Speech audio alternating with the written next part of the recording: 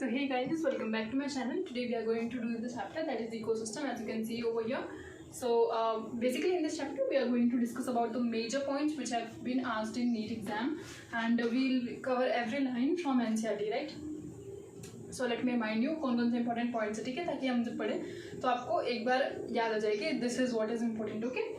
So first thing is statement wise questions यहाँ पे आते हैं. Species composition की definition पूछी जाती है, stratification की definition पूछी जाती है, स्टैंडिंग क्रॉप क्या होता है, वेरी वेरी इंपॉर्टेंट गाइस, इस पे भी क्वेश्चन पूछा जाता है, right. Then structural and functional components of ecosystem.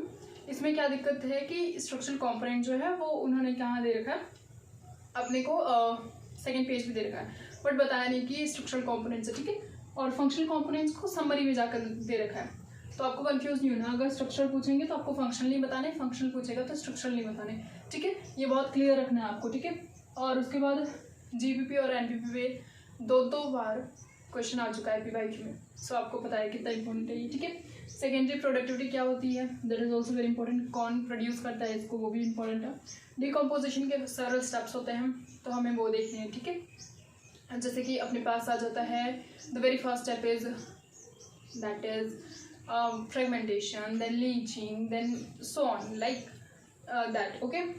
And then rate of decomposition किन चीज़ों पे, किन फैक्टर्स पे डिपेंड करता है, वो भी इंपॉर्टेंट है. Then we have to see is पार क्या होता है, कितना परसेंटेज उसका होता है, वो देखना है. देन ट्रॉफिक लेवल्स देखने, कौन से ऑर्गेनिज्म किस ट्रॉफिक लेवल पे है, वो एग्जांपल पूछ लेते हैं एज इट इज एमसीक्यूज में, right. Then ecological pyramids that we have to see, and उसमें बेसिकली हमें एनर्जी के पिरामिड और सी का जो बायोमास वाला पिरामिड होता है वो देखना है, राइट. तो ये छोटा सा ओवरव्यू था कि हम चैप्टर में क्या क्या बेसिकली कवर करने वाले हैं.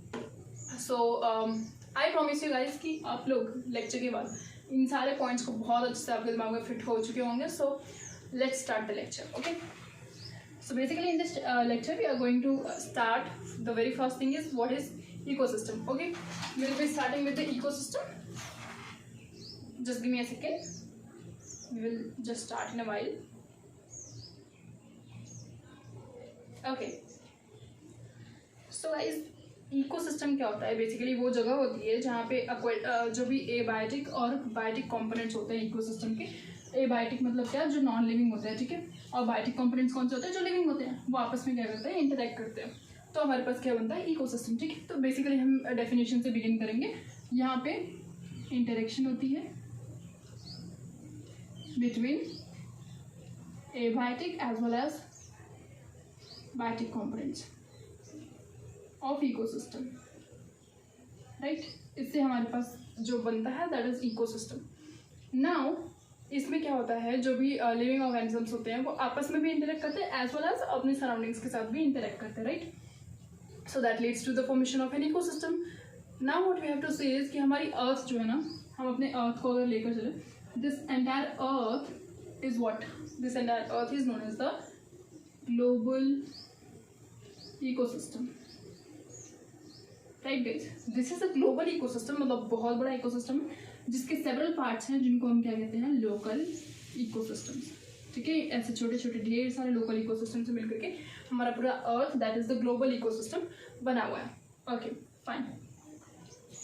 Now what we have to say is कि इकोसिस्टम में हमारे पास बेसिकली जो कंपोनेंट्स होते हैं, ओके, वो कैसे आपस में इंटरेक्ट करते हैं एंड किन किन टाइप के इकोसिस्टम्स होते हैं. तो बेसिकली हमें डेफिनेशंस पहले देखनी है, राइट. सो उसमें सबसे पहला डेफिनेशन क्या आता है कि हमारे पास इकोसिस्टम जो है ये पहला क्लासिफाइड है as terrestrial and aquatic ecosystem, right guys. तो टेरेस्ट्रियल वही सिस्टम्स होते हैं, जो इकोसिस्टम्स होते हैं जो लैंड पे होते हैं. For example forest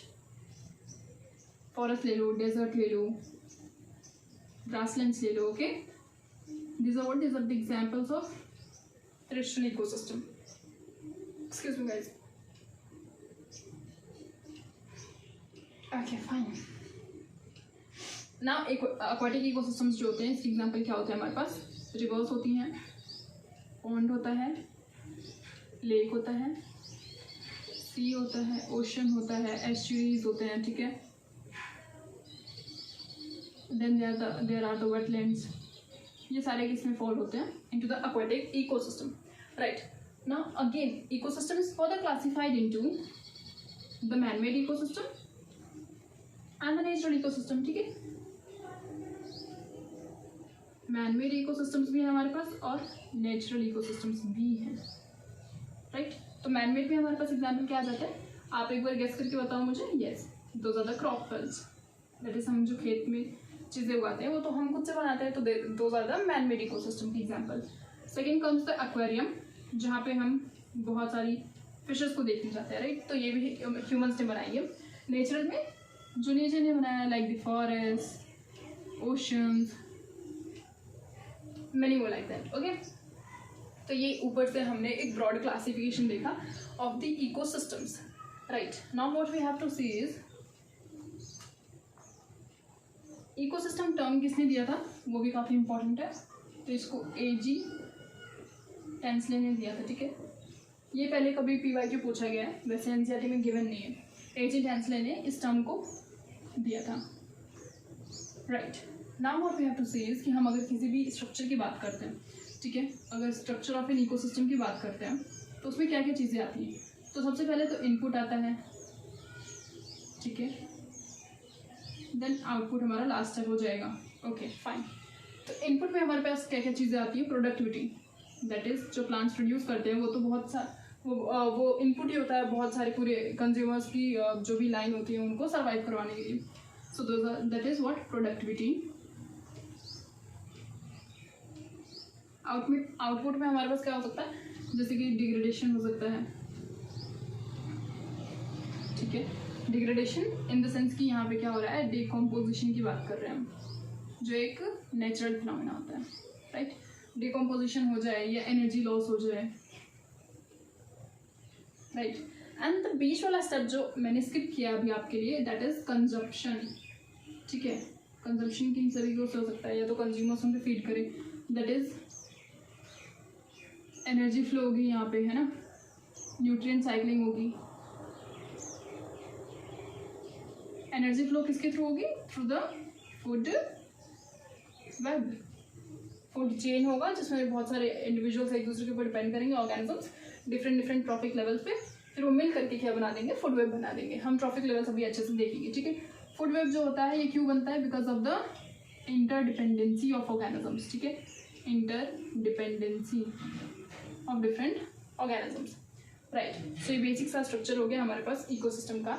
now basically जो मैंने आपको फर्स्ट इंपॉर्टेंट पॉइंट बताया था वो क्या था कि हमारे पास स्पीसीज कॉम्पोजिशन क्या होता है, ठीक है। तो फर्स्ट थिंग इज कि वो स्ट्रक्चरल कंपोनेंट होता है हमारे इकोसिस्टम का, ठीक है। स्ट्रक्चरल कंपोनेंट्स देखते हैं यहाँ पे। So there first comes is species composition. तो हम स्पीसीज कॉम्पोजिशन में किस चीज़ की बात करते हैं, हम स्पीशीज़ को पहले तो आइडेंटिफाई करेंगे, कॉम्पोजिशन देख रहे हैं कितनी स्पीशीज़ है, ठीक है। तो उसके लिए हमें आइडेंटिफिकेशन ज़रूरी है। And the second thing that is important is enumeration, उनके बारे में नॉमेनक्लेचर, उनके नाम जानना, ठीक है। Enumeration of species, right. Now the second component is structural components की कैटेगरी में इज स्ट्रेटिफिकेशन। स्ट्रेटिफिकेशन नाम ही सजेस्ट कर रहा है कि हम कुछ ना कुछ ऐसे वर्टिकल डिस्ट्रीब्यूशन टाइप हम बात करेंगे। एंड यहाँ पे हम किसकी बात करते हैं, वर्टिकल डिस्ट्रीब्यूशन की बात करते हैं, ठीक है। किसकी बात करते हैं, वर्टिकल डिस्ट्रीब्यूशन की बात करते हैं। एंड इसका एग्जांपल क्या है, जैसे कि ट्रीज जो होते हैं ये टॉप मोस्ट पोजीशन पे आते हैं, फिर इसके बाद क्या आते हैं, श्रब्स आते हैं, ठीक है। श्रब्स जैसे कि तुलसी, रोज, ये सब हो गया, ठीक है। इसके बाद हर्ब्स एंड ग्रासेस जो होते हैं गाइस वो कहाँ पे आते हैं, सबसे बॉटम वाले पार्ट में आते हैं। Is it clear? तो ये हो गया स्ट्रेटिफिकेशन। अब हम अगर फंक्शनल कंपोनेंट्स की बात करते हैं गाइस, तो this was the structural component. Now we are going to have a look at the functional components of an ecosystem. तो यहाँ पे बेसिकली आप याद कर सकते हो with this trick, that is pend, है ना। पेंड से मैंने याद किया, आप भी याद कर सकते हैं। पी से क्या है, productivity, so that I don't forget, that's why मैं आपको ट्रिक बता देती हूँ कि आप लोग भी नहीं बोलो। Productivity, then energy flow, then comes an से क्या है, न्यूट्रिएंट साइक्लिंग,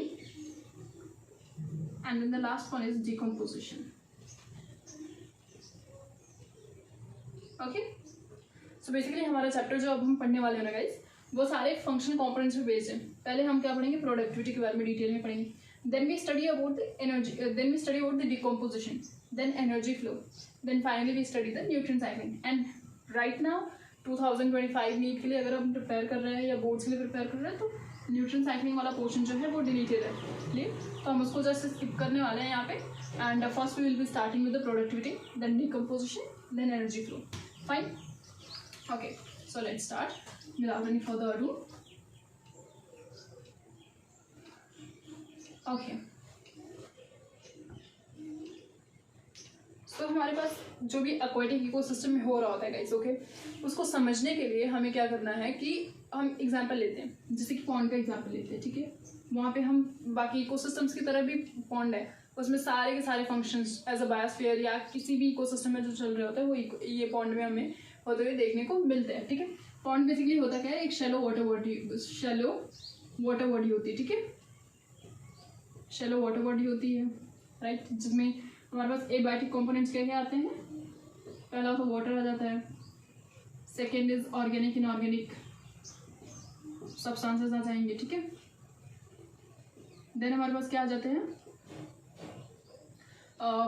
लाइक वहाँ पे जो सॉइल है, जो सॉइल अवेलेबल है वहाँ पे सॉइल होराइजन जो भी है that comes, right. If we talk about the biotic components, तो यहाँ पे हमारे पास क्या क्या चीज़ें आ जाती हैं. देखो, बायोटिक कंपोनेंट्स में पहले तो ऑटोट्रॉफिक लेवल पे कौन कौन आते हैं. सबसे फर्स्ट थिंग इज यहाँ पे ऑटोट्रॉफ्स जो होते हैं गाइस वो कौन होते हैं, हमारे बेसिकली जो फाइटोप्लैंक्टन्स होते हैं, ये पानी में उगने वाले प्लांट्स होते हैं, ठीक है? उनको फाइटोप्लैंक्टन्स कहते हैं.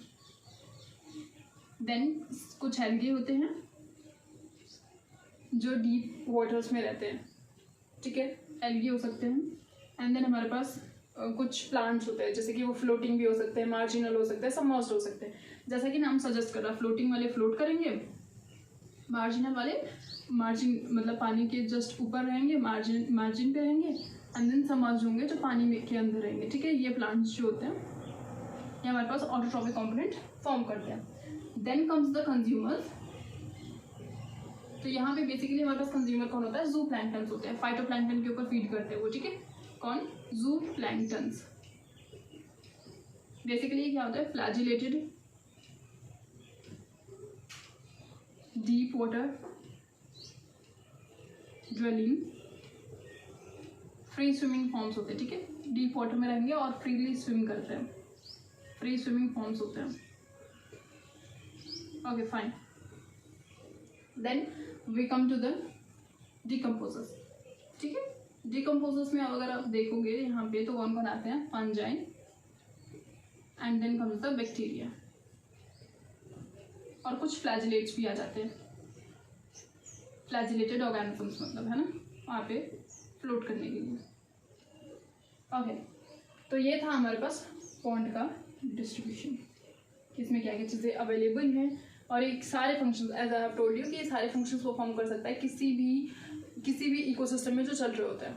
ओके, सो एक बायोस्फीयर के सारे फंक्शंस परफॉर्म कर पाता है pond. Okay, fine. Now let's start with the topic that is productivity. जब हमने ये सारा कुछ समझ ही लिया है तो हम प्रोडक्टिविटी की बातें करते हैं, जिसमें हमें सबसे पहले डील करना है with the primary productivity guys. So primary productivity is what, basically primary productivity में हम क्या करते हैं वो देखते हैं कि प्लांट कितना प्रोड्यूस कर रहा है ना. प्राइमरीली हमारे पास प्रोड्यूसर कौन होते हैं, प्लांट्स होते हैं. तो प्राइमरी प्रोडक्टिविटी हम किसकी चेक करेंगे, प्लांट्स की चेक करेंगे, राइट? सो प्राइमरी प्रोडक्शन की बात करते हैं. पहले प्रोडक्शन, आपको यहाँ पे वर्ड पे ध्यान देना पड़ेगा, ठीक है? प्राइमरी प्रोडक्शन, बिकॉज प्रोडक्टिविटी करके टर्म भी आने वाला है. प्राइमरी प्रोडक्शन में क्या होता है, it is the formation of organic matter by, organic matter को हम क्या और क्या कह सकते हैं, बायोमास कह सकते हैं, ठीक है? Bye the plants. कब, ऑब्वियसली ड्यूरिंग फोटोसिंथेसिस, है ना. प्लांट्स कुछ कर ही नहीं सकते एक्सेप्ट फॉर फोटोसिंथेसिस, राइट? तो वो फॉर्मेशन ऑफ ऑर्गेनिक मैटर को क्या कहते हैं हम, primary production over a time period. कुछ भी टाइम पीरियड ले लिया हमने, उसके बीच की बात कर रहे हैं, ठीक है? इसकी यूनिट क्या होती है, बेसिकली ग्राम पर मीटर स्क्वायर में इसको हम निकालते हैं, या तो kilo calorie per metre square में निकालते हैं, ठीक है? यहाँ पे ग्राम क्या हो गया, मास हो गया, एंड मीटर पर स्क्वायर क्या हो जाता है, यहाँ पे मीटर स्क्वायर क्या हो जाता है, एरिया हो जाती है, ठीक है? पर यूनिट एरिया निकालते हैं. per unit area. Clear? This is what is primary production. Now when you speak about the productivity guys, so productivity में हमारे को क्या आ जाता है, यहाँ पे आप ध्यान देना, यहाँ पे डिफरेंस हमारे पास, it is the rate, same चीज का रेट होता है, मतलब with respect to the time, हम पर्टिकुलर टाइम पे देखेंगे। तो यहाँ पे हमारे पास यूनिट्स क्या हो जाती है, ग्राम पर मीटर स्क्वायर पर ईयर, या तो kilo calorie per metre square per year. Clear? हम विद रिस्पेक्ट टू टाइम भी यहाँ पे देखने लग जाते हैं। This is what is productivity. Now we have to look at the two very important terms, that is GPP and NPP. ठीक है, तो जीपीपी क्या होता है, this is the gross primary productivity. What is GPP? This is gross primary productivity. Okay, इसका मतलब क्या है कि प्लांट्स कितना प्रोड्यूस कर रहे हैं ड्यूरिंग फोटोसिंथेसिस बायोमास। ठीक है, biomass produced by the plants during photosynthesis, this is what is GPP. But guys photosynthesis अब वो कर रहे हैं प्लांट्स, ठीक है, तो उसके बाद इनको रेस्पिरेटरी लॉसेस भी होंगे। तो जीपीपी में से अगर हम कोई चीज सब्ट्रैक्ट कर लेते हैं तो हमारे पास क्या मिलता है, NPP. GPP minus something is what here R, जिसपे पीवाईक्यू भी आया हुआ कि आर क्या है। ठीक है, तो आर यहाँ पे क्या होता है, रेस्पिरेटरी लॉसेस होते हैं जो प्लांट को करने हैं। ठीक है, तो वो यूज कर लेगा उतना सा, रेस्पिरेटरी लॉसेस को हम क्या कहते हैं, R, and this is now equals to NPP. This stands for net primary productivity, right. जैसे कि हम ग्लाइकोलिसिस की बात करें, in case just for an example, glycolysis में एज वी नो कि 2 एटीपी क्या होती है, यूज होती है, 4 एटीपी प्रोड्यूस होती है। ठीक है, जिसमें से नेट कितना हमारे पास मिलता है, 2 एटीपी मिलती है ना। सेम वे में नेट एटीपी गेन हम यहाँ पे निकाल रहे हैं, तो सेम यहाँ पे नेट हमारे को कंज्यूमर्स को यूज करने के लिए कितना मिल रहा है, that is net primary productivity. अगर आप लेवल मतलब अगर हम ग्लोबल लेवल की बात करें तो हमारे पास प्राइमरी प्रोडक्टिविटी कितनी होती है गाइस, तो वो काफ़ी शॉकिंग है, बहुत ज़्यादा अच्छी है। इट इज़ 170 बिलियन टन्स, मतलब काफ़ी अच्छी है। This is our annual NPP, that is net primary productivity. But here जो प्रॉब्लम है वो क्या है कि हमारे ओशंस जो है ना अर्थ पे, वो 70% स्पेस ऑक्यूपाई कर रखे हैं, but still they only contribute to the 55 billion tons of the NPP. This is so shocking. और बाकी के रिमेनिंग 115 बिलियन टन्स कहाँ से आते हैं, लैंड से आते हैं। ठीक है, लैंड पे से, बेसिकली प्लांट से। ठीक है, this comes from the land, जो सिर्फ और सिर्फ 30% ऑक्यूपाई करते हैं of total area of earth. Is it clear? Okay. और बेसिकली जो हमारे पास हमारे पास जो भी प्रोडक्टिविटी होती है ना, वो डिपेंड किन चीज़ों पे करती है, किन फैक्टर्स पे करती है, वो भी तो इम्पॉर्टेंट है ना कि प्रोडक्टिविटी वेरी करती है हर जगह से जगह। So what, where does it depend? तो प्रोडक्टिविटी जो होती है ये डिपेंड करती है पहला कि प्लांट कौन सा है, प्लांट स्पीशीज, राइट। बनियान जो है उसकी प्रोडक्टिविटी ऑब्वियसली ज़्यादा होगी as compare to the carrot grasses जो छोटी छोटी होती हैं। प्लांट स्पीशीज कौन सी है, उसकी फोटोसिंथेसाइजिंग कैपेसिटी क्या है।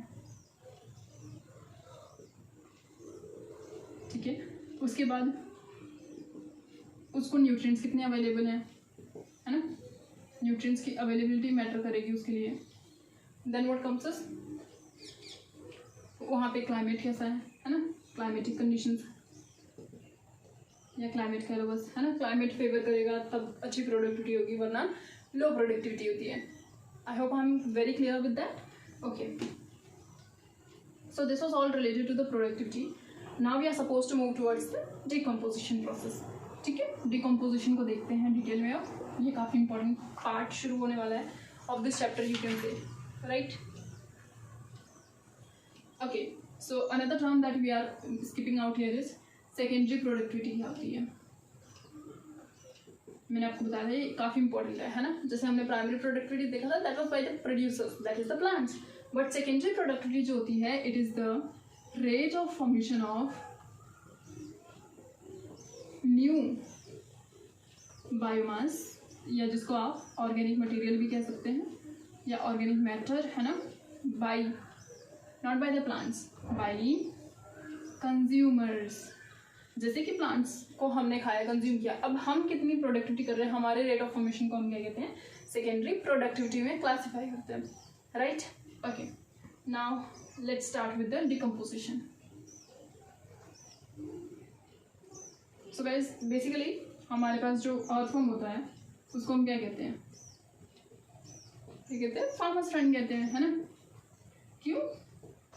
क्योंकि वेरी फर्स्ट थिंग इज कि वो क्या करता है ना, सॉइल को लूजन करता है। कैसे करता है वो चीज़, सॉइल की लूजनिंग करता है, एंड जो भी कॉम्प्लेक्स ऑर्गेनिक मटेरियल होते हैं ना सॉइल के अंदर, उसको ये डिग्रेड कर देता है into the simple inorganic material,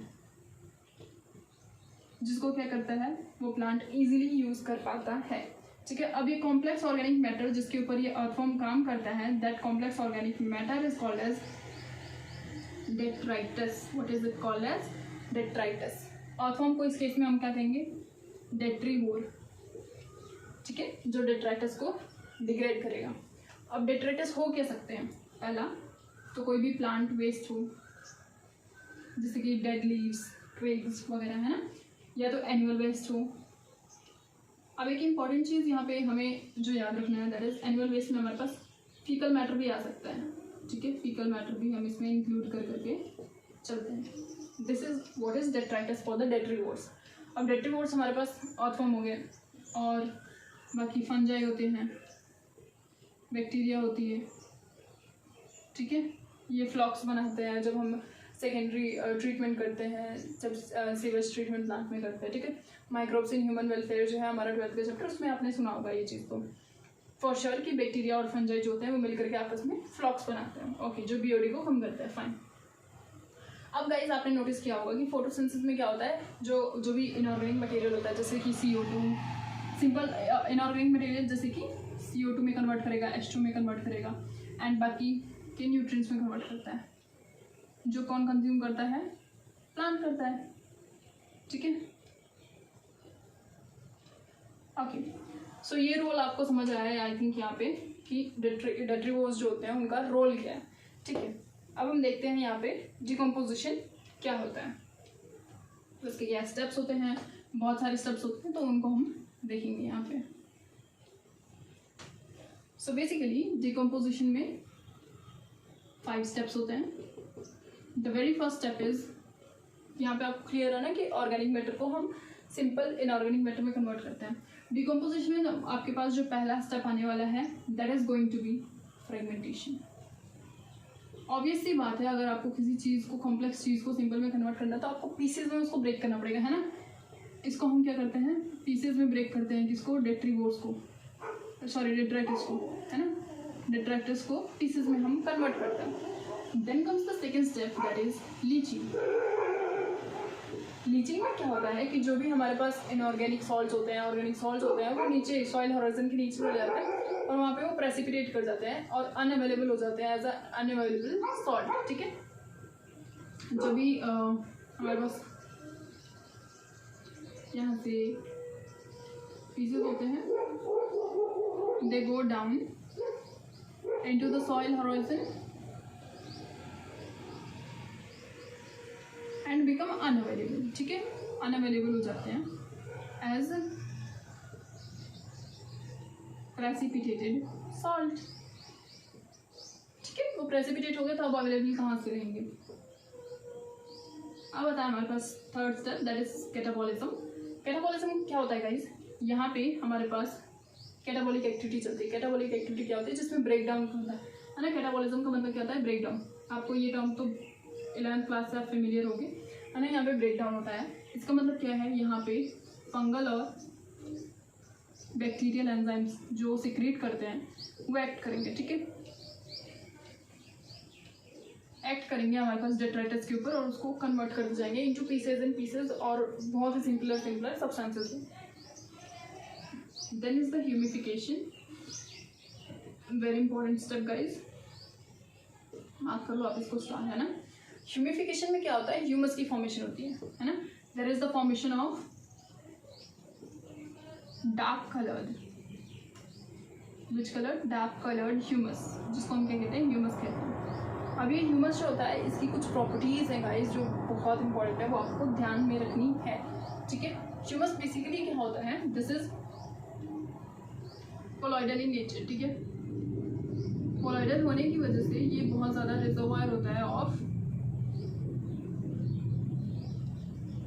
this is reservoir of nutrients, and also ये बहुत ज़्यादा रेजिस्टेंट होता है टू डिग्रेडेशन, इजीली डिग्रेड नहीं होता है, तो इसीलिए तो कहते हैं डिग्रेडेशन प्रोसेस में क्या लगता है, थोड़ा टाइम लगता है, ये रेजिस्टेंट होता है to the degradation process.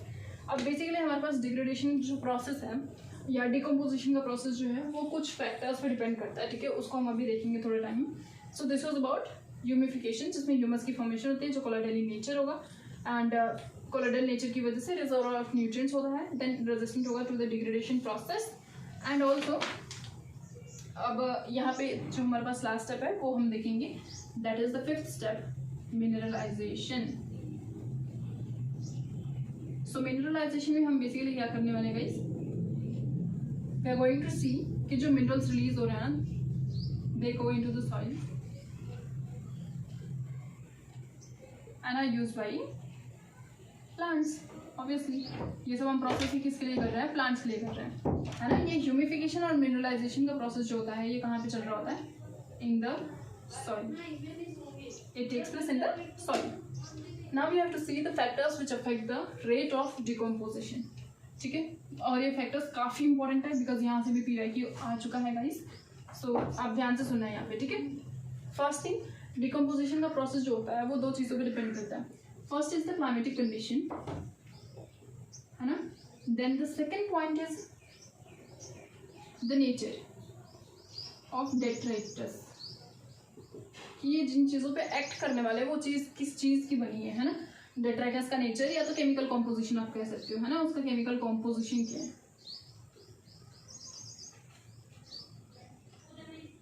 Okay, ना सी क्लाइमेट कैसे अफेक्ट करता है, डिकम्पोजिशन हाई टेम्परेचर में, हाई टेम्परेचर में बहुत अच्छे से होता है। द सेकेंड थिंग इज इसको सॉइल मॉइस्चर बहुत ज़्यादा चाहिए होता है, ठीक है।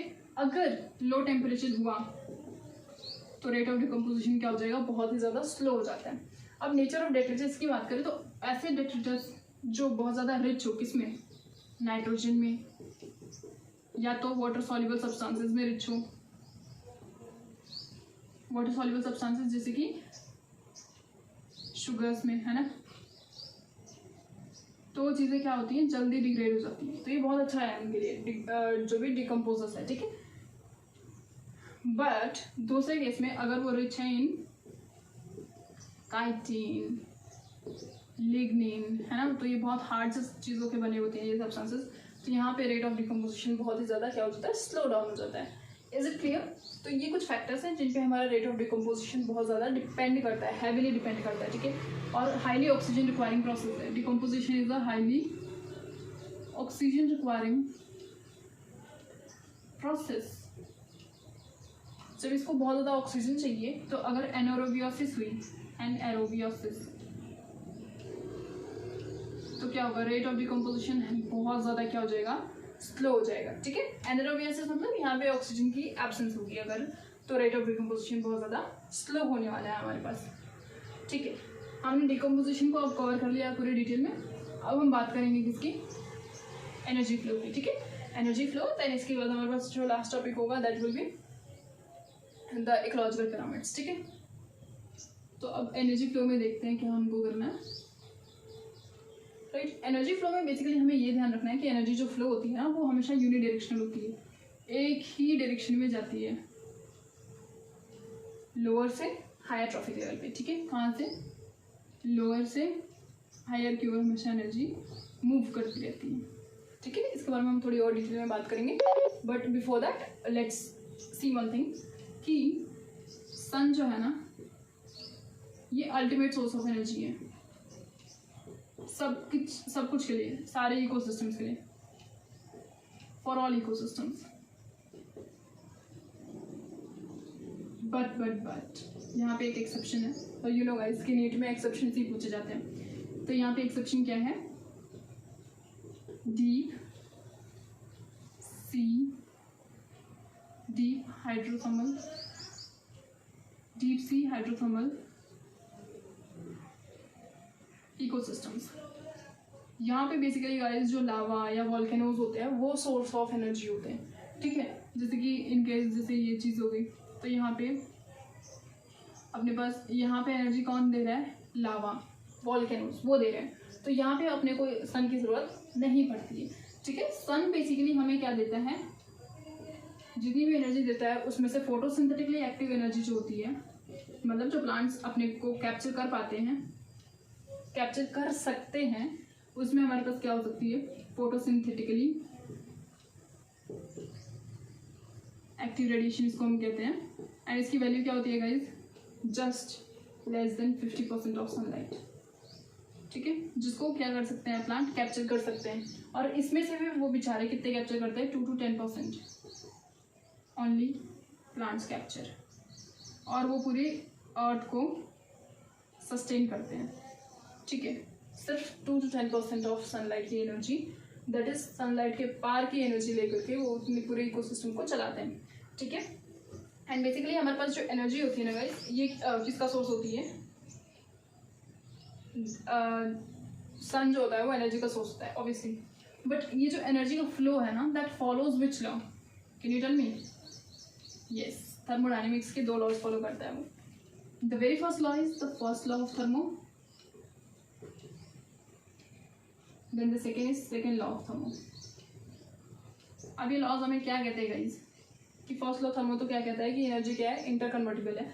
तो हम देख ही रहे हैं कि यहाँ पे एनर्जी क्या, फोटोसिंथेसिस के टाइम पे एनर्जी क्या होती है, लाइट एनर्जी से कन्वर्ट होती है into chemical energy, yes no, हाँ ठीक है, कन्वर्ट होती है केमिकल एनर्जी में।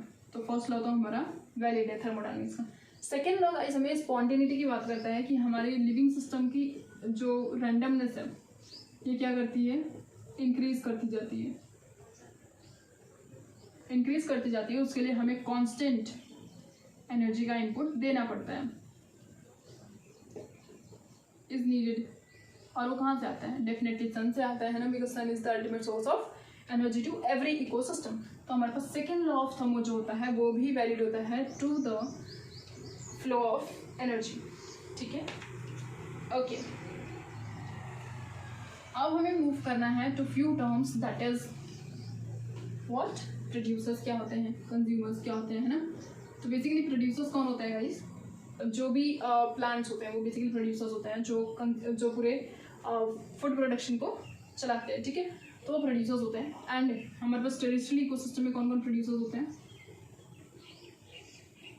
प्लांट्स होते हैं, ठीक है।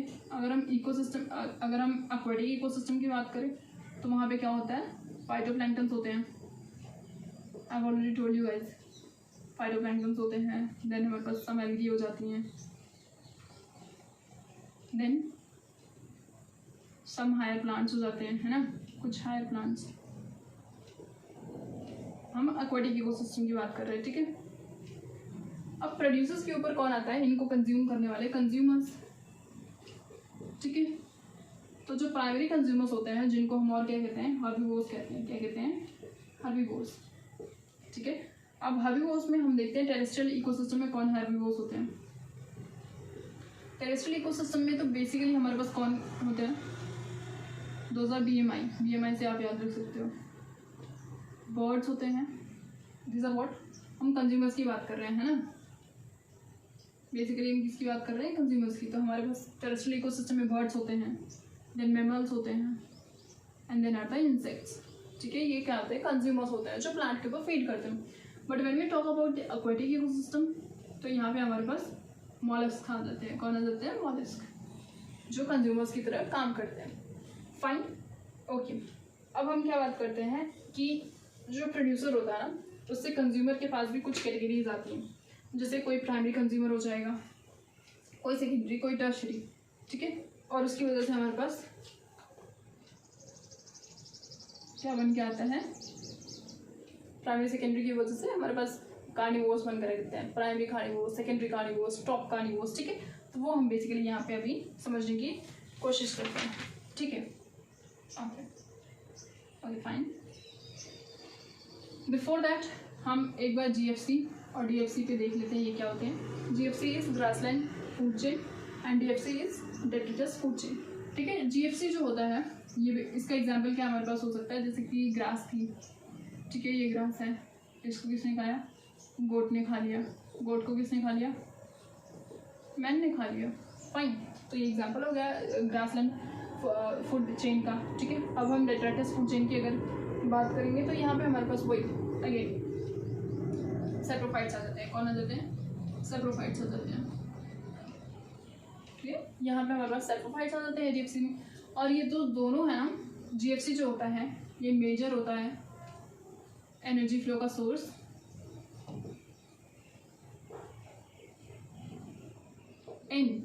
आप सोचेंगे टेरेस्ट्रियल में, नहीं, ग्रासलैंड फूड चेन जो होती है इसका ये जो मेजर होती है ये किसकी होती है, एक्वाटिक इकोसिस्टम की। किसकी होती है, एक्वाटिक इकोसिस्टम की। यहाँ पे ऑपोजिट होता है, ये आपको थोड़ा ध्यान रखना है। और DFC जो होता है ये मेजर होता है food chain in what, detritus food chain जो होती है ये मेजर फूड चेन होती है इन द टेरेस्ट्रियल इकोसिस्टम। समझ गया, ठीक है। और ये डेट्रिटस फूड चेन जो है ना वो ग्रासलैंड फूड चेन से इंटरकनेक्टेड हो सकती है। इट कैन बी इंटरकनेक्टेड कौन कौन से स्टेप्स पे, जैसे कि अगर आप बात करो कि हमारे पास कॉकरोचेज जो हो गए, ठीक है, cockroaches and then comes the what, crows, जिनको हम ओमनिवोर्स कहते हैं। ये आपस में एक दूसरे के ऊपर डिपेंड करते हैं। फाइन, तो ये दोनों हमारे पास इंटरकनेक्टेड भी हो सकते हैं डिपेंडिंग अपॉन द ऑर्गेनिज्म। एक इंडिविजुअल किस ऑर्गेनिज्म के ऊपर फीड करता है उसकी एक पर्टिकुलर पोजीशन होती है इन द नेचर, जो नेचर असाइन करता है। ठीक है, उसको हम क्या कहते हैं, ट्रॉफिक लेवल कहते हैं। क्या कहते हैं, ट्रॉफिक लेवल कहते हैं। एक पर्टिकुलर पोजीशन होती है। ठीक है, this is the position assigned by the nature depending upon the food habit of the organism. Okay, और फूड चेन क्या होता है, ये नेचुरल इंटरडिपेंडेंसी होती है एक ऑर्गेनिज्म की दूसरे ऑर्गेनिज्म के ऊपर। बहुत सारे फूड चेन मिलकर के फूड वेब बना देते हैं। ठीक है, अब हम ट्रॉफिक लेवल्स की जब गाइस बात कर रहे हैं तो ट्रॉफिक लेवल जो होता है ना ये बहुत सारे लेवल्स पे डिवाइडेड होता है। अब वो लेवल्स कौन कौन से होते हैं, उसमें कौन कौन से एग्जाम्पल्स आते हैं, वो काफ़ी इंपॉर्टेंट हो जाता है from the need point of view. ठीक है, तो पहले बिगिन करते हैं हम प्रोड्यूसर से।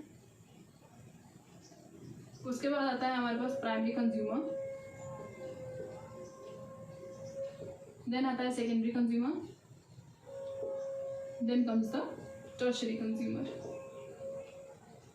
ठीक है, अब जो प्राइमरी कंज्यूमर है इसको हम और क्या कहते हैं, हर्बीवोर कहते हैं।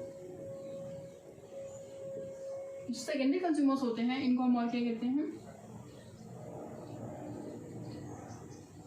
कार्निवोर्स कहते हैं। और जो टर्शियरी कंज्यूमर होते हैं इनको हम क्या कहते हैं, टॉप कार्निवोर्स कहते हैं। क्या कहते हैं, टॉप कार्निवोर्स। ओके, ये जो था ये हमारे पास फर्स्ट ट्रॉफिक लेवल है, this is the second trophic level, this is the fourth trophic level and this is the fifth trophic level. ठीक है, अब इसके एग्जाम्पल हमें काफ़ी इंपॉर्टेंट है। प्रोड्यूसर कौन कौन होता है, प्लांट होता है, फाइटोप्लैंक्टन्स होते हैं, या तो ये तो आपको अब रट गया होगा, है ना। हर्बीवोर्स अब कौन कौन से होते हैं, पहले तो यहाँ पे ग्रासेस भी हो सकती है। ठीक है, आपको एक एग्जांपल यहाँ का याद करवाने के लिए मैंने ग्रासेस लिखा है। तो हर्बीवोर्स में बेसिकली हमारे पास क्या आते हैं, काउज आते हैं। ठीक है, काउज आते हैं, देन ग्रास पे फीड करने वाले ग्रास हॉपर्स आते हैं, and actually there is one more, that is the phytoplanktons के ऊपर फीड करने वाले जूप्लैंक्टन्स। ठीक है, और इन जूप्लैंक्टन्स के ऊपर कौन फीड करता है, द फिशेज, वुल्फ, ये हमारे पास सेकेंडरी कंज्यूमर्स होता है। ठीक है, फिश, वुल्फ, और क्या हो सकता है, इंसेक्ट्स हो सकते हैं यहाँ पे, है ना। ठीक है, और टॉप कार्निवोर्स कौन होते हैं, ऑब्वियसली मैन, और लायन किंग को बिठा लो ऊपर।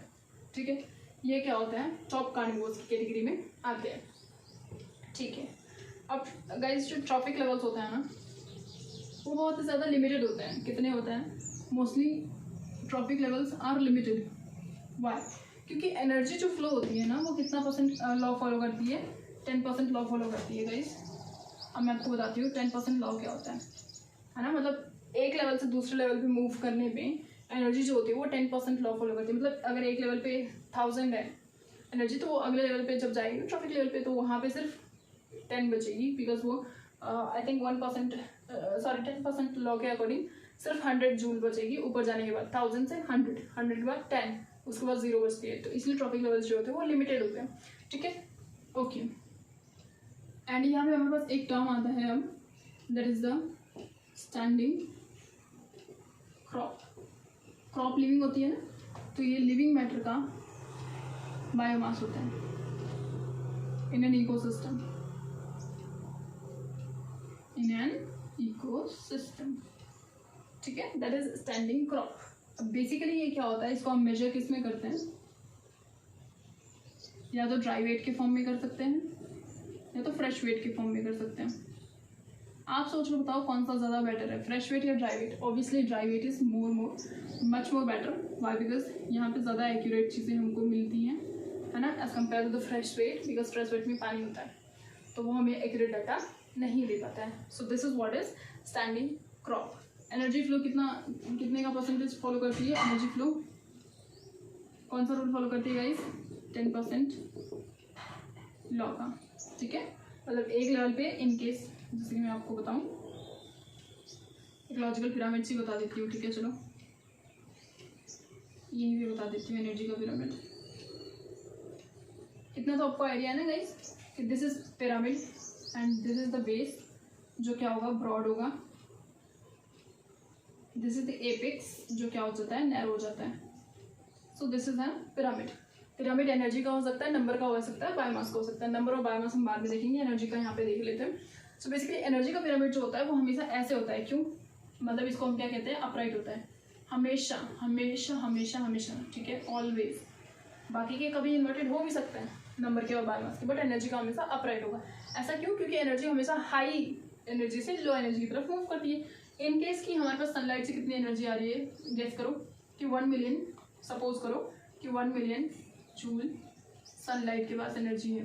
1 मिलियन जूल ऑफ सनलाइट हमारे पास अवेलेबल है।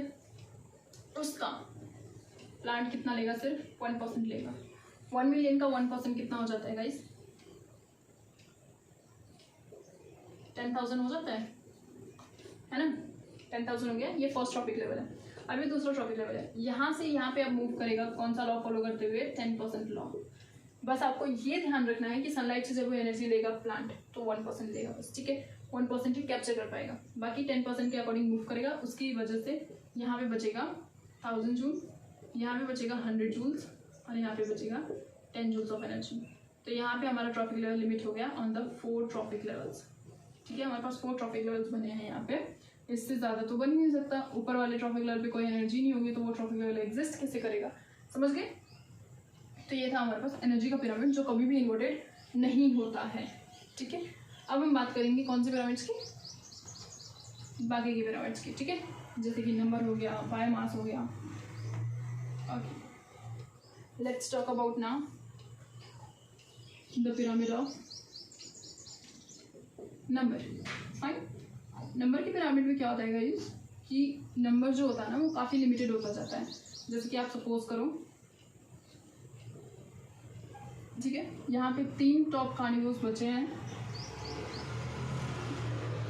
एंड ये सपोर्ट कितने लोग से हो रहा है पता है आपको? They are supported by 6 million plants.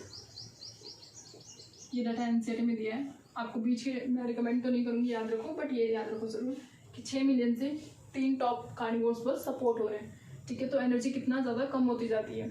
Fine. Number भी रिड्यूस होता जाता है as we move towards the apex of the pyramid. Okay, this was the pyramid of number. Now what we have to look at is the pyramid of biomass. Okay, let's look at that. So the last pyramid is pyramid of biomass. Fine. Pyramid of biomass में अब क्या होता है guys कि here we have to see the biomass, okay? और ये generally again upright ही होता है, but in the case of C super important, super super super super super important, आप इसको मार्क कर लो, ठीक है। सी के केस में क्या होता है, बायोमास इन्वर्टेड हो जाता है, मतलब ऐसा सा कुछ सीन हो जाता है,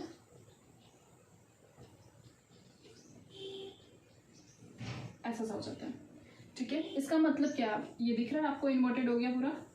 इसका मतलब गाइस ये है कि यहाँ पे small standing crop of what, यहाँ पे जो हमारे प्रोड्यूसर्स है वो कौन है, phytoplanktons.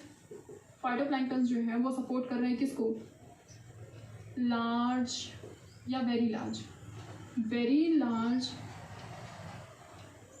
Standing crop of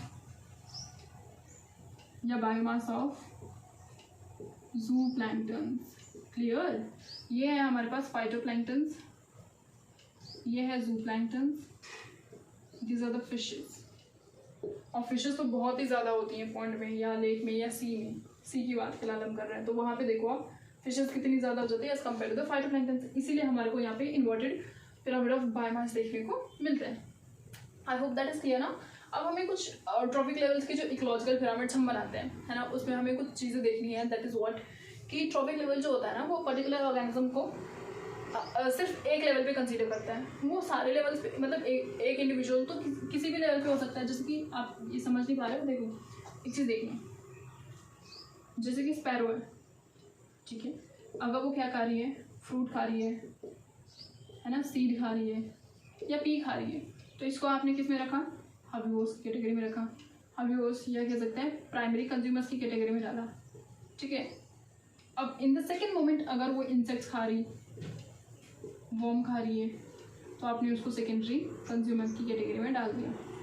but ecological pyramid इसको कंसीडर नहीं करता है, वो एक इंडिविजुअल को एक ही ट्रॉफिक लेवल में मानता है। But at the same time देखो ये 2 ट्रॉफिक लेवल्स में आ रही है, तो हमें ट्रॉफिक लेवल्स जो होता है ना, जो हम इकोलॉजिकल पिरामिड बनाते हैं, उसमें हम एक पर्टिकुलर ट्रॉफिक लेवल पे सारे ऑर्गेनिजम्स को हमें पहली चीज़ तो कंसीडर करना चाहिए। हम कुछ ही अगर लेंगे तो हम प्रॉपर जनरलाइजेशन नहीं बना सकते कि इन्वर्टेड बनेगा या अपराइट बनेगा, we can not tell that, fine. और सेकंड थिंग कि इनको कंसीडर करना चाहिए कि एक इंडिविजुअल अलग मोर देन 1 ट्रॉफिक लेवल पे हो सकता है, बिकॉज ट्रॉफिक लेवल जो होता है ये सिर्फ functional, this is what, just a functional